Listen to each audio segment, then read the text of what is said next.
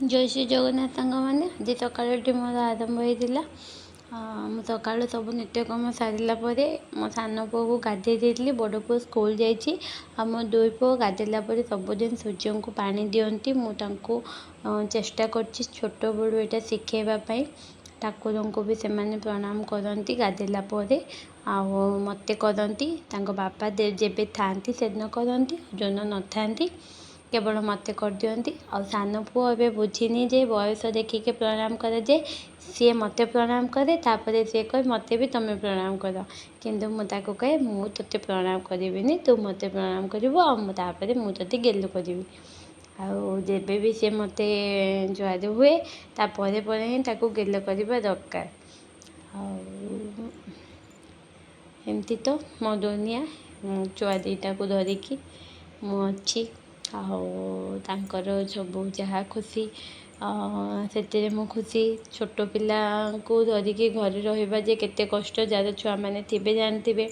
किंतु से खुशी भितर ही एबे मु निजे निजपाई टिके समय भी बाहर करने चेष्टा करुच्ची भी।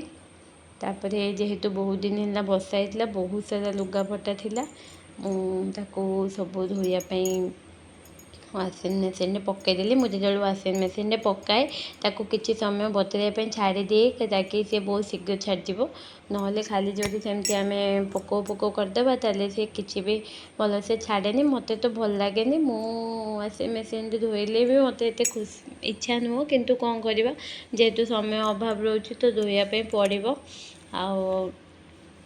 बहुत सारा 2-3 थर खंडे धोला पर एत सारा लुगा थिला। आज जेहेतु खरा होता सब लुगा को मु शीघ्र शीघ्र धोई देती ताकि मत टिके समय मिल मो निजपाई।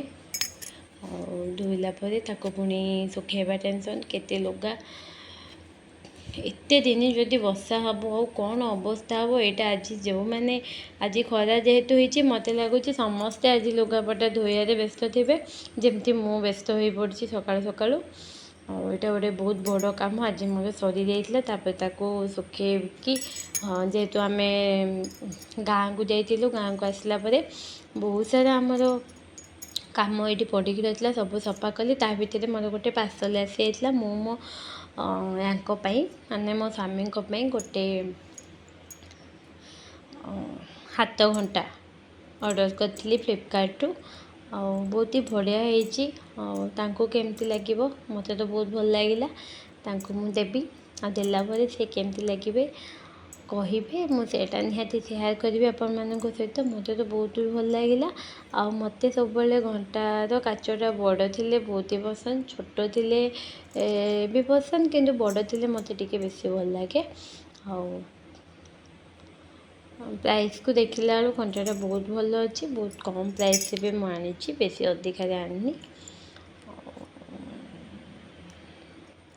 तो घंटा तांकर बुलवा दोष जेहेतु अच्छी अधिका पैसा देके आने से कौटी हजेदेवे से आग छोट छोट आन अभ्यास है टे भल घंटा देखिए आने भाविकी मानी देखा जाऊ से केते दिन रखे आमती छोट पिला मानू छोट बेलू जेहेतु जमती माटी गोटे कादुओ को आम छोट बेलू ही सॉरी कादुओ को जमती कंचा थिबा समय जमती इच्छा सेमती आकार दे परिबा सेमती छोट छुआ से छोट बेलू ही शिक्षा दबा जहाँ शिखेब से शिखेबे।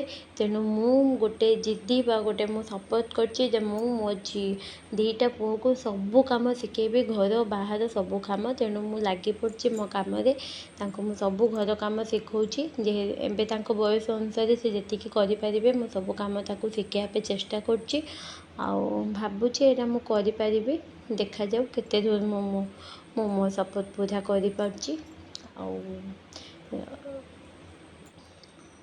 एमती मु निजपाई निजे समय भी बाहर कर। आग जिते बड़े मु नुआ नुआ चाकरी छाड़ी आसली से बहुत इरिटेट लगे घर कम करने विरक्त भी लगे चिड़चिड़ भी लगे किंतु एबे धीरे धीरे एडजस्ट होची जेहेतु मत ही करने को पड़ो आउ किए करेनि ଆଉ କିଏ ବି କରିବା ପାଇଁ ନାହାନ୍ତି ତ ମୋତେ ହିଁ ଯେହେତୁ କରିବା ପାଇଁ ପଡ଼ିବ ତ କାହିଁକି କରିବିନି, କାହିଁକି ଦୁଃଖରେ କାହିଁକି ସେ କାମଟା କରିବି, ଖୁସିରେ କାହିଁକି କରିବିନି। ସେଥିପାଇଁ ମୁଁ ଏବେ ଭାବି ଦେଇଛି ଯେ ଏତିକି ମୋ କାମ, ମୁଁ ଆକୁ ଦୁଃଖ ସୁଖ ଯାହା ହେଲେ ବି ତ ମୁଁ କରିବି। ସେଥିପାଇଁ ମନ ଖୁସିରେ ହିଁ କରିବି, ଆଉ ମନ ଖୁସିରେ କରିବି, ମୋ ନିଜ ପାଇଁ ବି ସମୟ ବାହାର କରିବି। ଆଉ ସେମିତି ପଢ଼ିବା ପାଇଁ ଅଳ୍ପ ଅଳ୍ପ ସମୟ ଦିନକୁ, ଯେଉଁମାନେ ହାଉସ୍ ୱାଇଫ୍ ଅଛନ୍ତି ସେମାନେ ଏକା ସାଙ୍ଗରେ 4 ଘଣ୍ଟା 5 ଘଣ୍ଟା ପଢ଼ିପାରିବେନି। ଏବେ କିଛି ନୋଟିଫିକେସନ୍ ବାହାରିନି ଜବ୍ ପାଇଁ, ସେଥିପାଇଁ ବାହାରିବା ପୂର୍ବରୁ ପ୍ରିପାରେସନ୍ ଜାରି ରଖନ୍ତୁ। ଦିନକୁ 2 ଘଣ୍ଟା ପଢ଼ିଲେ ଆଉ ଏକ୍ଜାମ୍ ଟାଇମ୍ରେ ଆଉ ବେଶୀ ପରିଶ୍ରମ କରିବା ପାଇଁ ପଡ଼ିବନି। ଆଉ ବହୁତ ଜଣ ଥାଆନ୍ତି ଏକ୍ଜାମ୍ ଟାଇମ୍ ଆସିଲେ ବହୁତ ଟେନସନ୍ ହେଇଯାଆନ୍ତି, BP ହାଇ ହେଇଯାଏ, ଆଉ ପଢ଼ାପଢ଼ି କରିବା ପାଇଁ ଇଚ୍ଛା ହୁଏନି, ଡର ଲାଗେ। ତ ଏସବୁରୁ ଦୂରେଇବା ପାଇଁ ଯଦି ଚାହୁଁଛନ୍ତି ତ ପ୍ରତିଦିନ 2 ଘଣ୍ଟା ଲେଖା ପଢ଼ନ୍ତୁ, କରେଣ୍ଟ ଆଫେୟାର୍ ପଢ଼ନ୍ତୁ, ଡେଲି ନ୍ୟୁଜ୍ ପଢ଼ନ୍ତୁ, ଆଉ ଦୁନିଆ ସହିତ ଅପଡ଼େଟ୍ ରହିବା ପାଇଁ ଚେଷ୍ଟା କରନ୍ତୁ। ଘରେ ନିଜକୁ ଯେମିତି କୂଅ ଭିତରେ ବେଙ୍ଗ ରହିଲା ପରିକା ନ ରଖିକି ଦୁନିଆ ବିଷୟରେ ଟିକେ ଜାଣନ୍ତୁ, ଦୁନିଆକୁ ଟିକେ ଚିହ୍ନନ୍ତୁ, ଆଉ ସବୁଥିରେ ନିଜକୁ ଟିକେ ଟିକେ ପାର୍ଟିସିପେଟ୍ କରନ୍ତୁ। କାରଣ ଗୋଟେ ନାରୀ ଶିକ୍ଷିତ ହେବା ନିହାତି ଦରକାର, ଆଉ ତା ଉପରେ ପରିବାର ପୁରା ଦାୟିତ୍ୱ ଥାଏ। ଏତିକି, ରହିଲି, ଟାଟା, ବାଏ ବାଏ।